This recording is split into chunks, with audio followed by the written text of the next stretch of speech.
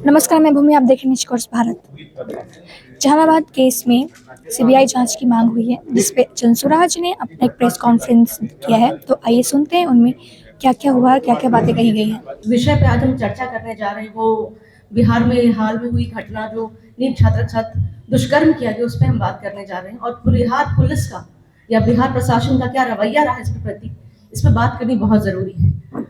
और जिस ढंग से आपने इस मुद्दे को उठाया, पूरे प्रेस के साथियों ने उठाया, पूरा बिहार आपका इस बात के लिए धन्यवाद करता है और आगे आपसे अपेक्षा रखता है कि आप इस मुद्दे को तब तक जिंदा रखेंगे जब तक इसे पूरा न्याय नहीं मिल जाता। आज जो भी प्रोग्रेस हमें देखने को मिल रहा है कि आज सीबीआई की जांच की मांग की जा रही है, ये शायद जनता को संतोष देने के लिए एक प्रयास किया जा रहा है और शायद इसे एक अच्छा कदम माना जाए। लेकिन साथ में ये प्रश्न भी उठता है कि आज तक बिहार पुलिस की जो कार्यशैली रही या फिर जब उनकी संवेदना रही, उसमें बहुत बड़ा प्रश्न खड़ा होता है। तो क्या जो भी ऐसी घटनाएं घट रही हैं, क्या हमें सीबीआई केस की जांच की ही अपेक्षा रखनी चाहिए? क्या बिहार पुलिस कोई भी काम नहीं करेगी? या फिर अगर ऐसे जैसा हम सुनते हैं कि बिहार में हर रोज ऐसी कहीं न कहीं घटनाएं घटती हैं, हर जिले से कई ऐसे गंभीर मामले सामने आते हैं, क्या हम हर बिहार के वासियों को सीबीआई जांच की ही मांग करनी पड़ेगी? बिहार पुलिस से हम कुछ भी अपेक्षा ना रखें? तो ये आज का बहुत बड़ा प्रश्न है और इसी बात को आगे ले जाते हुए हम इस प्रेस वार्ता को आगे बढ़ाएंगे। और मैं चाहूंगी कि अभी मैं माइक रामबली सर को दे रही हूँ और इस पे वो बहुत डिटेल तरीके से और महत्वपूर्ण बिंदुओं पर प्रकाश डालेंगे। धन्यवाद। तो धन्यवाद। आज की प्रेस वार्ता मुख्य रूप से नीट छात्रा की जो रहस्यमय हत्या हुई है उस पर हम लोग केंद्रित करेंगे। आपको मालूम है कि ये घटना 6 जनवरी को थी और आज जनवरी का अंतिम तारीख है, यानी 31 जनवरी। आज ये महीना समाप्त हो रहा है और 6 जनवरी के बाद हम लोग 16 जनवरी को वो जो पीड़िता थी उसके घर, उसके गांव हम लोग गए थे। यानी जन सुराज के सूत्रधार आदरणीय प्रशांत किशोर जी के नेतृत्व में जन सुराज का एक बहुत बड़ा कारवां वहां पर गया। अगर वो प्रशांत किशोर जी और जन सुराज की टीम शायद वहां नहीं जाती, वो ग्राम में जहानाबाद का गांव था पतियावा, सागरपुर पतियावा जो है वहां से 15 किलोमीटर दूर, वो गांव में अगर जन सुराज की टीम और प्रशांत किशोर स्वयं नहीं जाते तो शायद ये घटना कहीं न कहीं दब गई होती। ये हम लोग का भी मानना है और प्रेस लोगों को भी पता होगा कि ये घटना को किस तरह से दबाए, शुरू से ही दबाने की कोशिश की जा रही थी। जब पुलिस को सब कुछ बरामद हो गए, डायरी बरामद हो गए, मोबाइल बरामद हो गए और कब वो लड़की आई थी यहाँ पर, सारे कुछ जब बरामद हो गए, फिर बिहार की पुलिस आखिर इतने दिनों तक हाथ पर हाथ धर करके बैठी हुई क्यों थी? हम लोग के जाने से एक फायदा ये हुआ कि एसआईटी का गठन हो गया उस दिन 16 तारीख को ही शाम में, और 15 तारीख को रात में जिस तरह के पुलिस के अफसरानों ने इस घटना को सुसाइडल केस मान करके उस लाइन पर चल रहे थे, उसके बाद सबसे पहले पीएमसीएच ने जो पोस्टमार्टम रिपोर्ट दिया मेडिकल बोर्ड ने, उससे उजागर हुआ कि यह सेक्सुअल असॉल्ट का केस है और बहुत सारी बातें, जख्म का, नाखून का वगैरह वगैरह चीजें सामने आई। लेकिन उसके पहले जब वो छात्रा पीड़ित थी और कई दिनों तक हॉस्पिटल में थी, 2 जगह हॉस्पिटल में गई थी, एक डॉक्टर स्वामी सहजानंद जी के यहाँ और दूसरे सहजानंद जी के बाद वो प्रभात मेडिकल मेमोरियल मेडिकल में, तो यह दोनों जगह पर डॉक्टरों ने क्या वह जख्म वह उस तरह की स्थितियां नहीं देखी थी। उसके बाद पुलिस क्या कर रही थी, थाना प्रभारी को इतनी फुर्सत नहीं थी कि वह घटनास्थल पर जाए और तत्काल घटनास्थल पर जितने एग्जिबिट थे, जितने प्रमाण थे, उस सबको सुरक्षित रख सके। लेकिन पुलिस उल्टा कर रही थी। इसका मतलब 16 तारीख के भी हमने उसी गांव में पतियावा में अपना प्रेस के माध्यम से बयान दिया था कि इसमें बहुत बड़े रसूखदार के हाथ हैं, बहुत बड़े सफेद पोश का हाथ है। इसलिए पुलिस इस घटना को दबा रही है और उसकी तार कहीं न कहीं बड़े लोगों तक जाती है। नहीं तो जब आप समझ सकते हैं कि बिहार के डीजीपी नतमस्तक है, बिहार का आईजी बौना हो गया और बिहार के एसपी से लेकर के जितने नीचे के हुक्मरान हैं पुलिस के, ये सब मौन धारण बैठे हुए हैं। अब जब एसएफएल का आया रिपोर्ट है कि वहां पर स्पर्म मिले हैं, मेडिकल बोर्ड का रिपोर्ट आ गया, पोस्टमार्टम का रिपोर्ट है कि वह सेक्सुअल असॉल्ट हुआ है, और उसके बाद पुलिस के सबसे बड़ा ऑफिसर बिहार का डीजीपी लगातार यह नाटक और प्रयास करने में लगा हुआ है कि उन परिजनों को मना करके यह कहवा सके कि यह सुसाइड कर ली है लड़की। आप समझ सकते हैं कि बिहार के लोगों को कितना दिक्कत हो रही होगी इस बात को समझने में। और आज बिहार की पुलिस और बिहार की सरकार, जो यह मुरेठा नेता थे, मुरेठा बांध करके कहते थे कि बुलडोजर है मैन है यहाँ के बिहार के लिए, गृह मंत्री तथा कथित सम्राट चौधरी जी आज क्या कर रहे हैं भाई? इतने दिन हो गए लेकिन आज भी कंक्लूजन पर बिहार की पुलिस नहीं पहुंची। और सीबीआई की मांग किसने किया? अभी तक शायद किसी ने सीबीआई की मांग नहीं किया था। सीबीआई की मांग इसलिए अपने से ऑफर कर रहे हैं, इसलिए कि देख रहे हैं कि अब जब उनके परिजन तैयार नहीं हो रहे हैं इसको सुसाइडल केस मानने के लिए, उन्हें हल्ला कर रहे हैं और अपराधी की तरह उनको छेका गया। पुलिस के अफसरों ने बेउर के पास उनको चेक करके कहा कि सम्राट चौधरी से मिलना है। आप बताइए तो, इस तरह जिस परिवार में, जिस परिजन में इस तरह की घटना हुई हो और उसके परिजनों को पुलिस चेक करके वहां से बेउर जेल से कहती है कि सम्राट चौधरी से मिलिए। आप डीजीपी के यहाँ मिलने जाते हैं तो कहा जाता है कि अकेले अकेले मिलिए। अब उनके परिजन अकेले, पिताजी जाते हैं, पिताजी के बाद माँ चली जाती है जबरदस्ती, माँ के साथ और परिजन है उनको जाने नहीं दिया जाता है। और लबो लुबाब उसका क्या था? रात में भी डीजीपी के बुलाने का लबो लुबाब यही था कि आप कह दीजिए कि आपके बच्ची के साथ रेप नहीं हुआ है, आप कह दीजिए, मान लीजिए कि आपकी बच्ची ने सुसाइड की है। तो इतने एसएफएल रिपोर्ट के आने के बाद, एफएसएल और उसके बाद मेडिकल का पोस्टमार्टम रिपोर्ट आने के बाद और पुलिस के इस तरह का रवैया रहेगा तो इसका मतलब है कि पुलिस जो है बिहार की जनता के सामने शर्मसार हो रही है। और जब तैयार परिजन नहीं हुए तब कहते हैं कि सीबीआई की रिपोर्ट दे देंगे, सीबीआई को हवाले कर देंगे। वो भी सम्राट चौधरी के ट्वीट के माध्यम से। यह मुख्यमंत्री, पता नहीं किस तरह से मुख्यमंत्री दिन ब दिन इनकी गिरावट होते जा रही है। इतनी दर्दनाक हादसे पर भी, इतनी बड़ी घटना पर भी चुपचाप मौन रह रहे हैं। और ये घटना पहली नहीं है, इस तरह की घटना हर दिन लगभग हो रही है। और जब फेरिस्त का इसका पता करेंगे तो पता चलेगा कि एक महीना में दर्जनों इस तरह की घटनाएं हो रही है। तो आप समझ सकते हैं कि जो सरकार इसको भक्षक रक्षक है वही भक्षक बनने का काम कर रही है। पुलिस पर से लोगों को भरोसा उठ जाएगा। इतनी बच्चियां जो पढ़ती है पटना में, यह किसी जाति विशेष और पार्टी विशेष की बात नहीं है, यह वह निर्दोष बच्चियों के साथ सवाल है। और ये पूरे बिहार की जनता और आज जनसुराज भी आपके माध्यम से पूछना चाहती है कि सम्राट चौधरी जी बिहार के गृह मंत्री बुलडोजर बाबा के नाम से अपने को स्थापित कर रहे थे। इतनी बड़ी घटना के बाद, इतनी बड़ी हादसा के बाद आपकी पुलिस चुप क्यों है? आप कहते थे कि हमारी पुलिस स्वतंत्र है, लेकिन पुलिस का जो रवैया है आप और हम सभी देख रहे हैं कि पुलिस निष्पक्ष नहीं है। कोई न कोई इतना बड़ा रसूखदार है, उसके इशारे पर सरकार जो है पुलिस को हथकंडा बना करके मामला को रफा दफा करने की कोशिश कर रही है। लेकिन यह मामला दबेगा नहीं। बिहार के 14 करोड़ लोगों को झकझोर दिया है और बहुत निकट भविष्य में बिहार के सड़कों पर आंदोलन दिखाई देगा।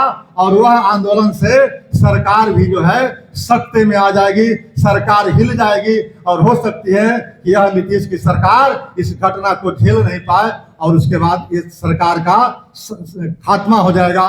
इसलिए मैं आपके माध्यम से बताना चाहता हूं कि इतनी बड़ी घटना के बाद पुलिस की रवैया बिल्कुल ढुलमुल है और रफा दफा करने की साजिश चल रही है। शुरू से लेकर के अभी तक किसी पर सिर्फ कार्रवाई की गई है 2 पुलिस हुक्मरानों पर। वो 2 पुलिस हुक्मरान वहां के थाना प्रभारी और कदम वहां के कौन झा जी हैं। इसके अलावे आज तक जो वहां से मनीष रंजन जी बंद थे जेल के अंदर, कभी पुलिस ने उनको क्या कहते हैं रिमांड पर लेकर के पूछताछ करने की कोशिश की? नहीं की। जो अग्रवाल का बेटा था उससे पूछताछ करने की कोशिश की, नहीं की।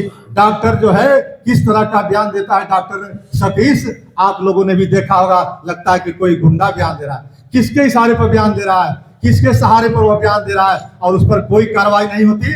इसका मतलब कि पूरा बिहार का पुलिस, पूरा बिहार की सरकार इन लोगों के पीछे है और इन लोगों का हाथ है इस रफा दफा करने में। अगर ये रवैया रहा तो आने वाला बिहार की स्थिति अत्यंत ही दयनीय हो जाएगी। बिहार में किसी बच्ची को इज्जत बचाना मुश्किल हो जाएगा। और बाकी बात हमारे जेपी बाबू कहेंगे, उनसे मैं आग्रह करता हूं कि थैंक यू सर। नमस्कार साथियों। सर, सवाल का आप जवाब ही अब दीजिए सवाल, क्योंकि पूरा निष्कर्ष तो सामने आ गया। सवाल का जवाब ही देंगे, पूछिए भाई सवाल तय कर क्या कोई। डीएनए की सर रिपोर्ट आ गई है। डीएनए की रिपोर्ट में जो सच था वैसा कुछ नहीं निकला है, किसी का भी आरोप नहीं आया, किसी का डीएनए सैंपल मैच नहीं हुआ, क्या कहेंगे? देखिए, जैसा कि प्रोफेसर रामबली जी ने अभी बताया कि बिहार पुलिस का रवैया ढुलमुल है और वो केसेस को रफा दफा करने का प्रयास कर रही है। अगर सही लोगों का डीएनए लिया जाएगा जो उसमें संलिप्त रहे हैं, तभी तो डीएनए मैच होगा। अगर 10 ना 100 निर्दोष लोगों का डीएनए ले लिया जाए तो डीएनए मैच करेगा ही नहीं।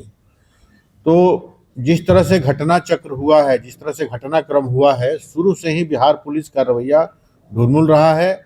पहले पटना पुलिस ने लीपापोती करने का प्रयास किया, फिर जब प्रशांत किशोर जी जहानाबाद गए और वहां से मामला को हाईलाइट किया गया, तो उस दबाव में एसआईटी का गठन किया बिहार पुलिस ने।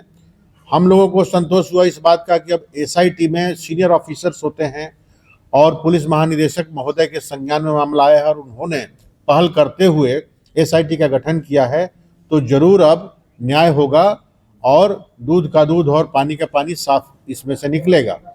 लेकिन एसआईटी ने भी इस पे उचित प्रोफेशनली इस पर कार्रवाई नहीं की और सुनने में आया कि एसआईटी के लोग भी, जो पीड़ित परिवार है, उनको ये मनाने में बिजी रहे कि इस मामले को आत्महत्या मान लो और मामले को रफा दफा करो। ये बहुत ही दुर्भाग्यपूर्ण बात है कि एसआईटी का गठन किया जा रहा है। आप मामले के तह तक जाने के बजाय उसको आप सुलभ करने में लगे हुए हैं। रेप और हत्या एक ऐसा संगीन जुल्म है, ये व्यक्ति के खिलाफ नहीं, इट इज अगेंस्ट ह्यूमैनिटी और अगेंस्ट स्टेट।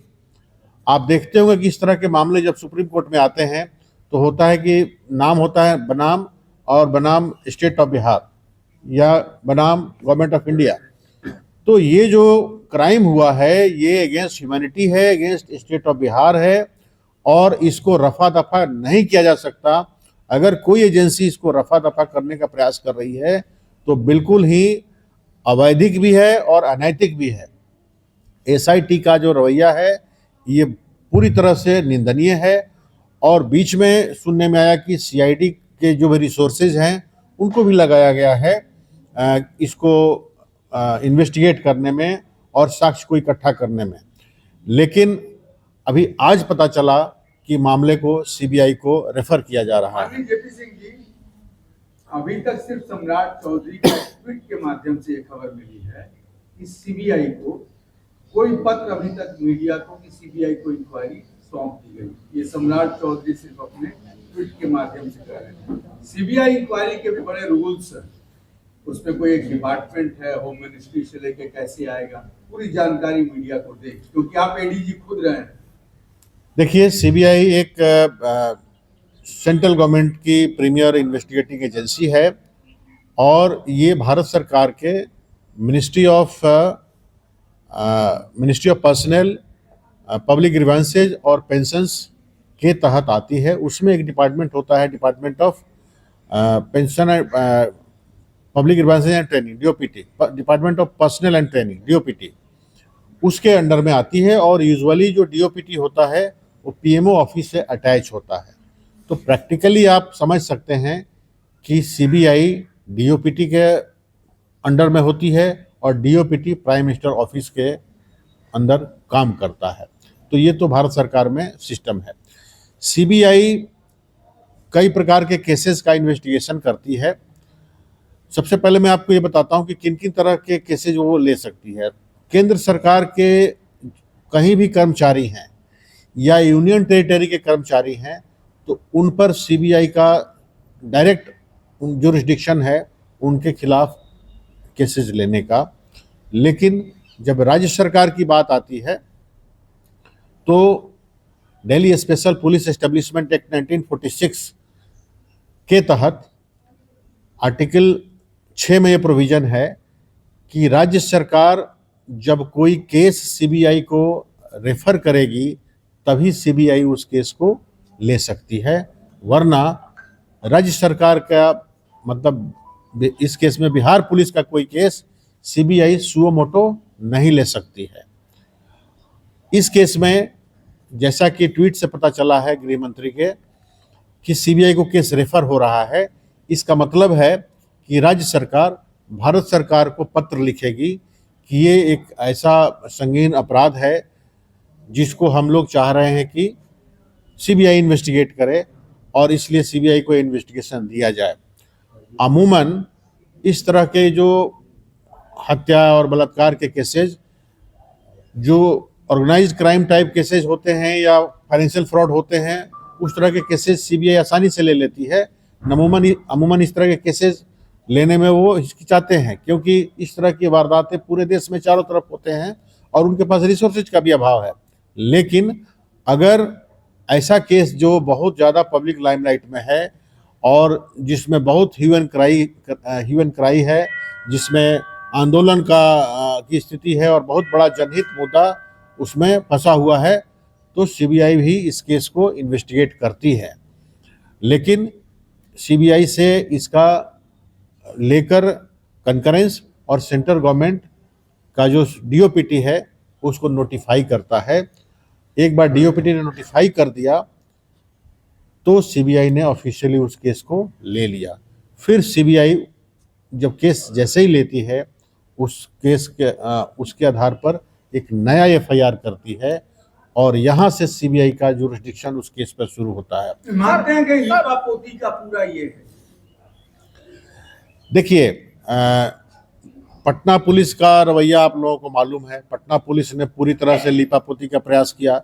एसआईटी का भी रवैया सर ने जैसा बताया आपने देखा ही। सीआईडी के इन्वॉल्वमेंट के बावजूद केस सॉल्व नहीं हो रहा था। इसका मतलब है कि मुख्यमंत्री महोदय भी और गृह मंत्री महोदय भी ये पूरी तरह से इस बात को मानते हैं कि बिहार पुलिस इस मामले को की जांच करने के लिए, अन्वेषण करने के लिए, सॉल्व करने के लिए सक्षम नहीं है। तो ये अपना फेलियर स्वयं स्वीकार करते हैं, तभी ये मामले को सीबीआई को रेफर कर रहे हैं। जहाँ तक सीबीआई की बात है, अनेक ऐसे केसेज हुए हैं राज्य सरकारों में जिसको राज्य की पुलिस जिसका अन्वेषण करने में, जिसका इन्वेस्टिगेशन करने में सफल नहीं रही है, लेकिन सीबीआई हमारे देश की प्रीमियर इन्वेस्टिगेटिंग एजेंसी है और वो उस केस को सॉल्व करते हैं और मुजरिमों को सज़ा दी गई है। उदाहरण के तौर पर अगर हम ले हिमाचल प्रदेश का, तो अभी 2017 में एक केस हुआ था, आप लोगों ने भी सुना होगा, गुड़िया रेप केस हुआ था। उसमें भी बलात्कार और फिर बाद में हत्या हो गई थी। उस केस में भी स्टेट पुलिस ने पहले काम किया लेकिन लोगों को संतोष नहीं था। यद्यपि कि एसआईटी अच्छा काम कर रही थी लेकिन संतोष नहीं था, तो मामला सीबीआई को रेफर हुआ और उस मामले में अभी 2025 में जनवरी में 8-10 लोगों को सजा हुई है, जिसमें पुलिस के भी एक आईजी लेवल के अधिकारी। सर, इसी सीबीआई ने मुजफ्फरपुर बालिका गृह का भी किया था। तमाम केसेज आपके भी सामने है। सीबीआई को बचाइए मत, सीधा बोलिए कि सीबीआई इस केस को ली है, किस निचोड़ तक पहुंचेगा। देखिए, ऐसा है कि कोई भी केस, मैं कोई सीबीआई का बचाव नहीं कर रहा हूं, मैं केवल टेक्निकली बताना चाह रहा हूं कि कोई भी केस जितना लेट अगर सीबीआई को जाएगा तो उसके साक्ष्य को मिटने और मिटाने की संभावना उतनी ज़्यादा होती है। इस केस में जैसा कि सर ने बताया 6 तारीख को लड़की का डेथ हुआ है और आज 31 तारीख है, तो 25-26 दिन बीत गए हैं और इसमें चारों तरफ जितनी एजेंसियां हैं चारों तरफ सीन ऑफ क्राइम पे गई हैं और अनेक साक्ष्यों के साथ क्या क्या छेड़छाड़ हुई होगी आप इसका अंदाज लगा सकते हैं। अगला कदम जनसुराज का क्या होगा? इसलिए अब ये देखने वाली बात होगी कि जैसे ही सीबीआई केस रजिस्टर करेगी, पहली बात तो ये है कि राज्य सरकार की चिट्ठी के आधार पर सीबीआई केस ले ही लगी, जरूरी नहीं है। मैंने जैसा कि बताया कि सरकार फिर सीबीआई को ओपिनियन लेती है और उस ओपिनियन के आधार पर निर्णय लेती है। सपोजिंग ओपिनियन ले लिया गया, पॉजिटिव ओपिनियन है और केस रजिस्टर हो गया, जिस दिन एफआईआर होगा वहां से सीबीआई का रोल शुरू होता है।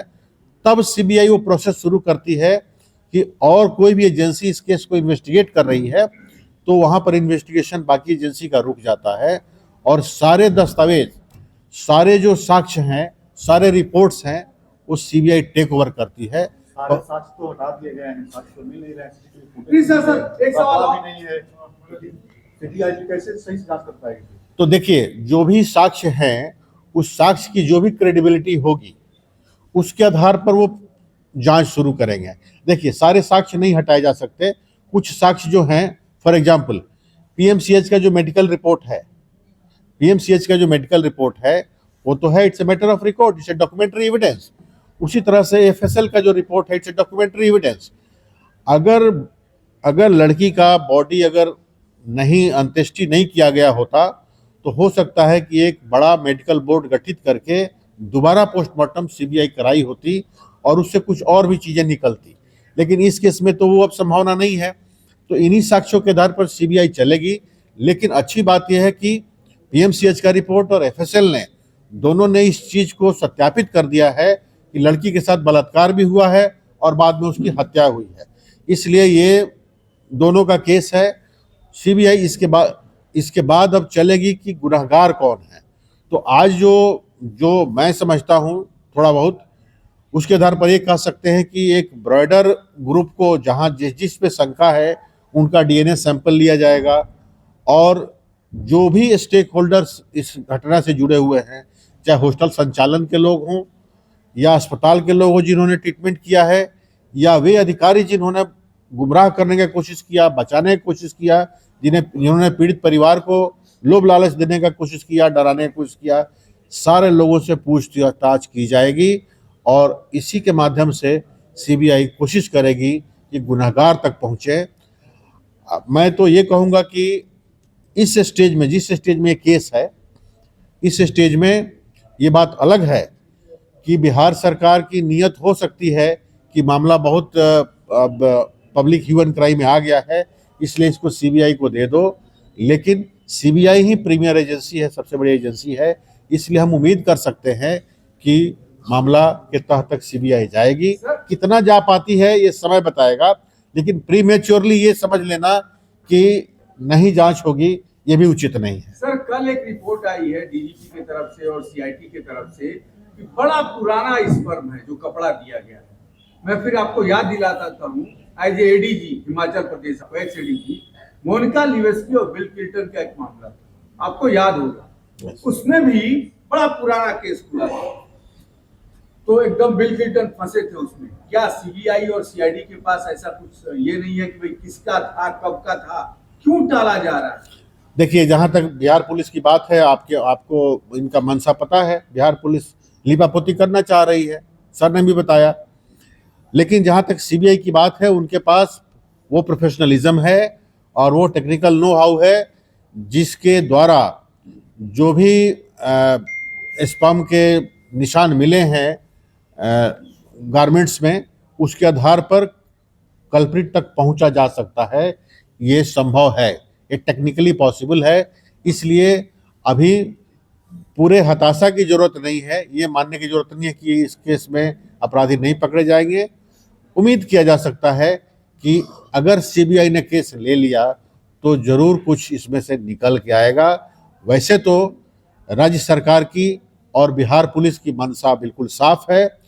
ये तो अच्छा संयोग कहिए कि ये मामला प्रशांत किशोर जी के संज्ञान में आया और वो जहानाबाद गए और इस मामले को आप लोगों ने भी मिल कर हाईलाइट किया, तब जाके एसआईटी का गठन हुआ और मामला कम से कम इस स्टेज में आया है कि बिहार सरकार मजबूर हुई है इस मामले को सीबीआई तक देने की। फिर सर आप ये क्यों कह रहे हैं कि यदि सीबीआई ने केस ले लिया, अभी आपने कहा हाँ। कि यदि, क्या केस सीबीआई ले लेगी? राज्य सरकार द्वारा अगर कोई रिकमेंडेशन जाता है केस लेने के लिए, तो सीबीआई के लिए ये मस्ट नहीं है कि सीबीआई उसको इन्वेस्टिगेट ही करे। आपकी जानकारी के लिए मैं बता दूं कि इसका वजह बताता हूं। सीबीआई के पास टोटल मैन पावर ही 7,000 है, 7,000 ही टोटल है पूरे देश में। तो उनके पास बहुत बड़ा वर्कफोर्स नहीं है, इसलिए कई बार सीबीआई, हमारे पास रिसोर्सेज का अभाव है, हम पहले से ही ज़्यादा केसेस में कमिटेड हैं, इसलिए मना भी कर देती है। तो ये अंतर होता है स्टेट गवर्नमेंट द्वारा रेफर्ड केस में। लेकिन अगर ये केस सुप्रीम कोर्ट या हाई कोर्ट द्वारा रेफर किया गया होता, तो उस केस में सीबीआई के लिए मैंडेटरी होता इस केस को इन्वेस्टिगेट करना। इस केस में केंद्र सरकार सीबीआई से पूछेगी, ओपिनियन लेगी। सीबीआई अगर कहती है कि हाँ हम इन्वेस्टिगेट करेंगे, तब केंद्र सरकार इसको ऑर्डर करेगी इन्वेस्टिगेशन का, या केंद्र सरकार के अधीन सीबीआई है, केंद्र सरकार चाहे तो सीबीआई पर दबाव भी बना सकती है। लेकिन केवल राज्य सरकार की चिट्ठी के आधार पर सीबीआई इस केस को लेगी ही लेगी, ऐसा नहीं माना जा सकता। आपने सुना क्या कहा गया? उन्होंने ये कहा है कि सीबीआई जांच की मांग हुई है और सीबीआई जांच होनी भी चाहिए, क्योंकि एसआईटी के बाद कुछ प्रमाण नहीं निकल पाया और अब सीबीआई जांच होगी। और उनको उम्मीद है कि सीबीआई जांच में जहानाबाद की बेटी को न्याय मिले, और न्याय मिलता है या नहीं हमें आपको जरूर दिखाएंगे। लेकिन तब तक हमारे साथ जरूर देखते रहिए निष्कर्ष भारत। धन्यवाद।